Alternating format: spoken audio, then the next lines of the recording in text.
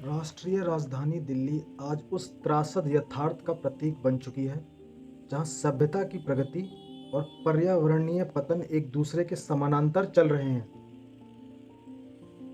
यमुना नदी जो कभी जीवनदायिनी सांस्कृतिक आस्था का प्रतीक और दिल्ली की आत्मा कही जाती थी, आज एक दुर्गंधित विषाक्त नाले के रूप में कराह रही है।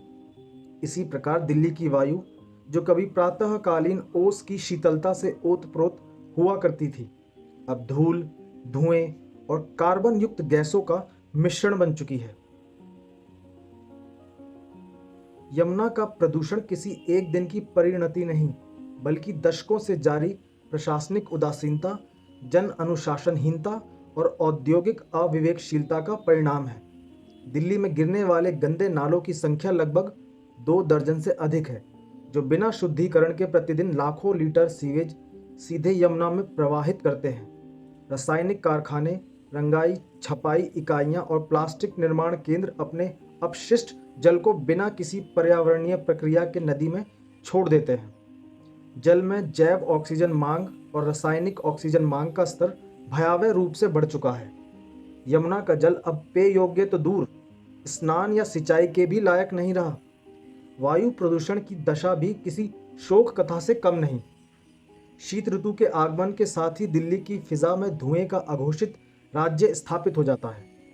पराली दहन, वाहनों का उत्सर्जन, निर्माण स्थलों से उड़ती धूल और औद्योगिक निकास, ये सभी मिलकर दिल्ली की सांसों में जहर घोल देते हैं।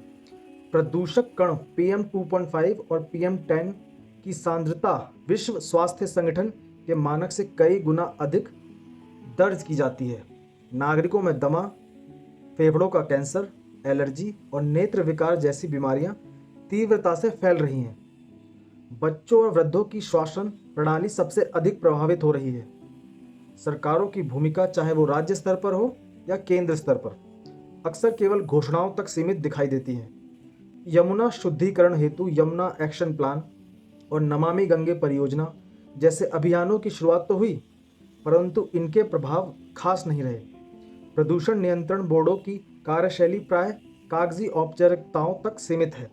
वायु प्रदूषण को रोकने के लिए ग्रेडेड रेस्पॉन्स एक्शन प्लान लागू किया गया, GRAP, किंतु जमीनी स्तर पर ना तो पराली दहन पर अंकुश लगा, ना ही वाहन उत्सर्जन पर कठोर नियंत्रण। दिल्ली वासियों के जीवन पर इसका प्रभाव बहुआयामी है।